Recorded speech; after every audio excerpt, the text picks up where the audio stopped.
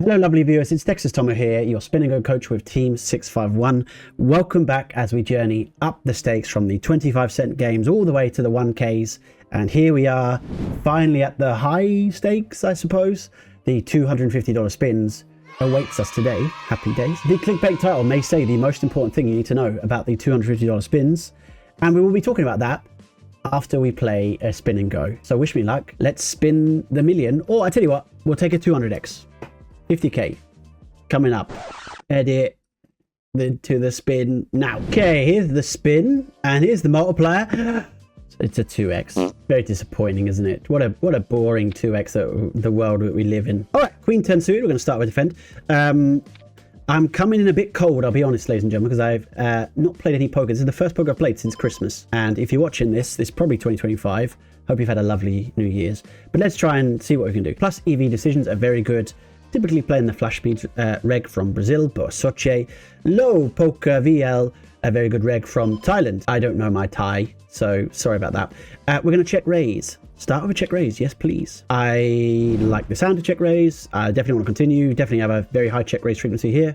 Pretty good all round. So far, happy with my decisions. Could have called. Don't think we should fold. 5 for off, pretty marginal either way.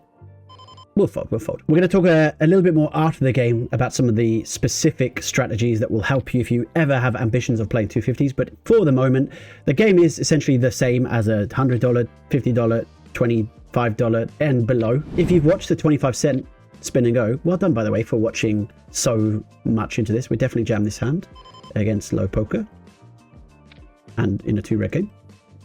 Totally fine with whatever happens.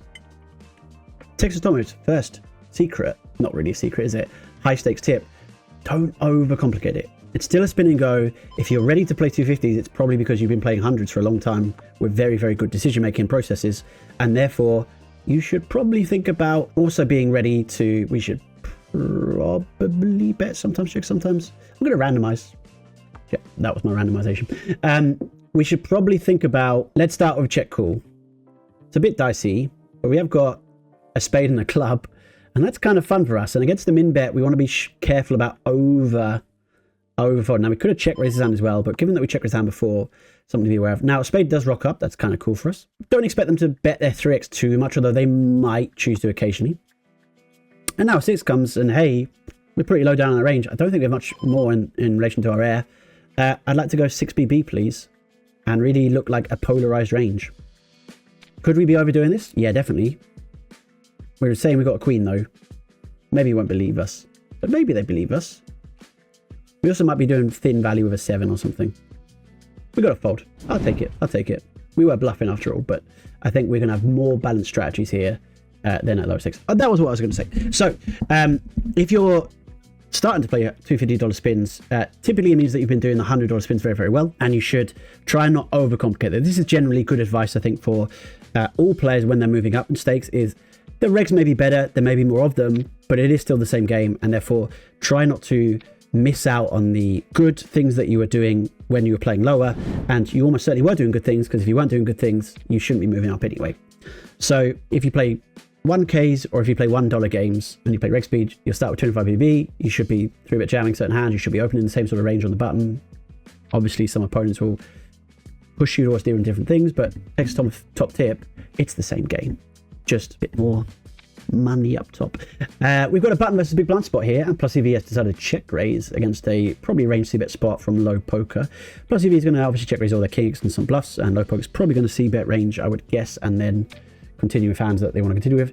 Fairly, very, very easy jam with the pocket 2s here for 9 and 13. So far, it's been a fairly, what's the word I'm looking for?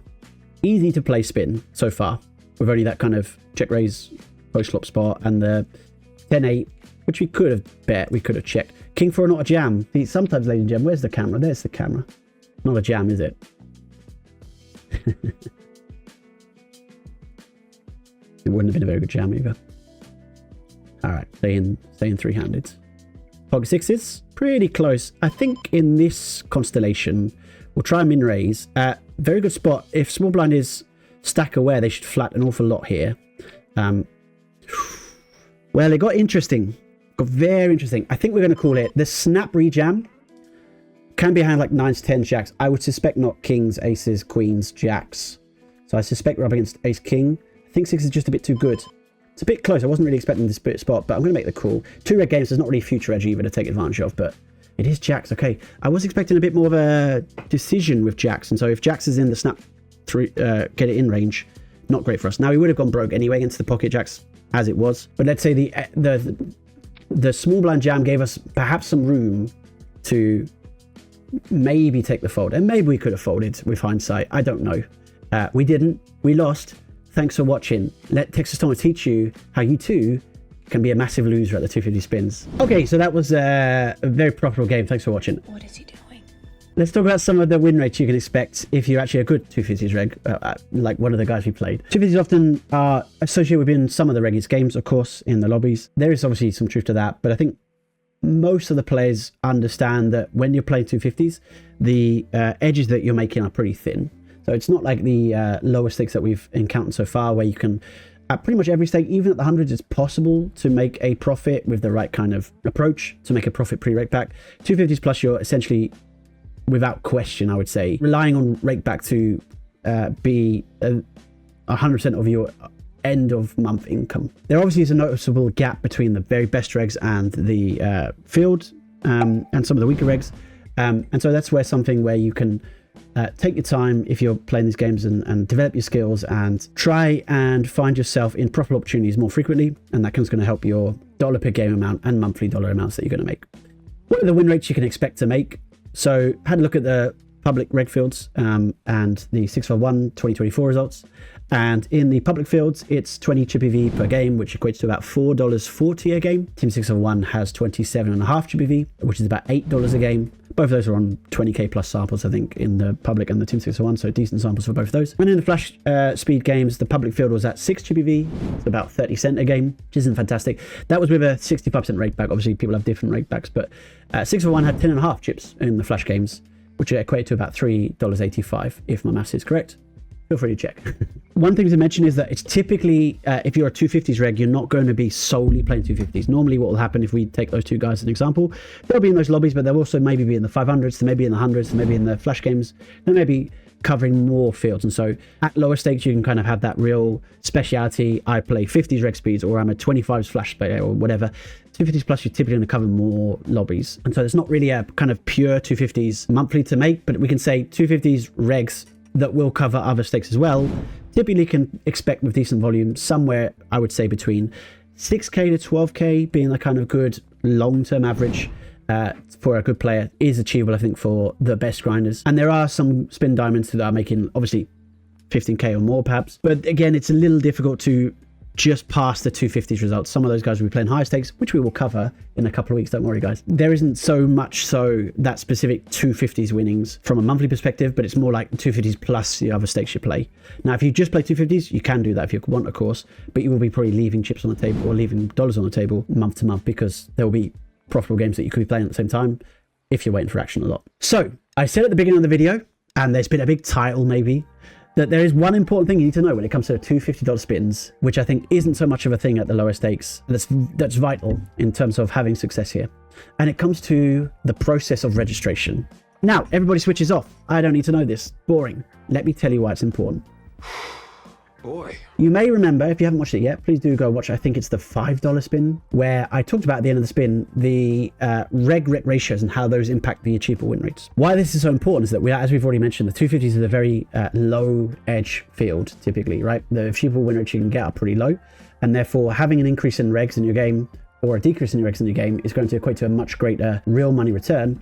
And you're even more disincentivized to battle regs because the regs are of a higher caliber and therefore beatable for lower win rates, but also you're paying so much more rake to play that. So 3 regs playing 250s is obviously going to cost all of them a lot more in terms of the hourly compared to 3 regs playing $25 games or 3 regs playing 25-cent games. That probably doesn't happen. Because of this, there's typically 2 dominant approaches in terms of playing the games. There is the collaborative approach and the individualistic approach. What?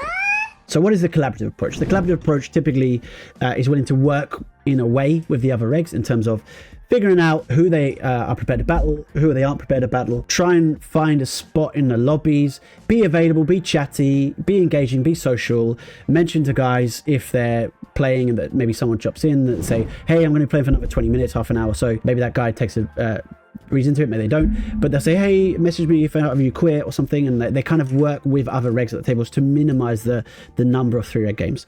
There is the individualistic approach, which is, I'm just going to let other guys get out of the way. I'm going to play all the games at my specific hours and they can figure it out. The regs in the lobbies can figure it out, and who cares, you know what I mean? Like, they can quit me or I'll quit them. I've seen players take both approaches. The collaborative approach is definitely, I would say, easier for a greater scope of abilities. The individualistic approach requires a real determination, a real tolerance to variance, and a real high skill set to really make it work. And so typically it's a bit like a kind of prisoner's Nash dilemma, where if there are 3 regs that are willing to take the individualistic approach, that can cost an awful lot of money for those 3 regs. Until someone basically quits. And some players will spend years and years and years not really making any money because they don't want to share the lobby, quote, share the lobby, for ego reasons or for whatever reasons. And they time their grinds with other guys who also don't want to share the lobbies, and they will end up costing themselves a mountain of .revs that they could make way higher hourly playing 25s. There are a lot of regs who play 250s who would be better served playing much lower and have much better results with much lower variance, something that I think is important to recognize. There will be some guys who are perhaps not used to these ideas and these concepts from lower stakes and say, well, that all sounds incredibly, you know, collusionary, and what's going on? There's some sort of cartel system in spins or anything like that. It's not so much the case that there's like an organized, at least I'm not aware of some organized cartel that's developed, but it's more a case of there are natural sort of evolutions of the game where people are sort of aware of who's prepared to battle, who isn't prepared to battle, when certain people play, etc., etc. And there's a relationship that sort of develops subconsciously, if you like, often without communication between different regs of that kind of high stakes level, where they'll be aware of the guys who are going to sit and play no matter what, and there'll be guys that are aware that maybe will sit and not play so much. And a certain, I will say, dynamic emerges between the guys at the high stakes. Well, a lot of this depends a little bit on the rake structure. So if we take 3 different cases here. Case number 1, let's talk about a low rake, high rake back environment, such as party poker historically, when they had the high stakes. This will incentivize very reg heavy fields, will incentivize a lot of that individualistic approach. And on party poker, we had 4% rake and we had 90% rake back, and it was basically, there was no cartel or there was no organization, because we just grind when you like and play whoever and make 2 chips and you make profit, happy days. If you take an example of Winamax has 7% rake and has some rake back, depends a little bit on certain things, but that has an incredibly high cost for taking an individualistic approach, and pretty much everyone on Winamax can't afford to just be an individual that battles and tries to win a lobby for themselves, because they will just cost themselves too much money. There's a correlation between the amount of rake and the kind of organization requirements of the high stakes regs. Party poker is somewhere in between those two, and so you get some guys that will take the individualistic approach, some guys that will be a bit more collaborative and cooperative. Whatever works for you depends on your individual characteristics, your predispositions to certain things, your tolerance for risk, and there's no one size fits all. But it is very important, I think, if you do have dreams of 250s, to be aware of it. It's very different from if you're currently playing 25s to just say, so I just go play 250s all the time, a 250s reg, and see you later. That's how I imagine the games were back when the 500s first came out in 2018, 2017. Reflections of the good old days. I just play them all the time, and you don't bump into a recreational ever, and costs quite a lot of money. It's quite a costly lesson. And so Texas Tom is here, saving you money maybe in those lessons. In terms of the gameplay, we've covered a lot over this mini series, and so feel free to watch some of the other gameplays if you're interested in terms of the more strategic content. We'll talk about maybe some more theoretical stuff in the 500s and 1Ks when they come out. Let me know if you'd like to hear anything in particular. Probably your last chance to ask a question and have it in a YouTube video in future if you'd like in this series. But thank you once again very much for watching. One day you may be watching as a 250s reg, and if so, and you maybe originally are playing 10s, 25s, 5s, $1 games, $100 games, whatever, why not come back to this video and say, Tom, I learned nothing from this video. He's not serious, is he? Or alternatively, it was actually damaging to, or whatever you want to say. Comment is appreciated. Thanks for watching. Good luck, everybody. We'll see you soon at the 500s. Cheers. Oh, I don't clap. It's a YouTube video. Sorry. Bye-bye.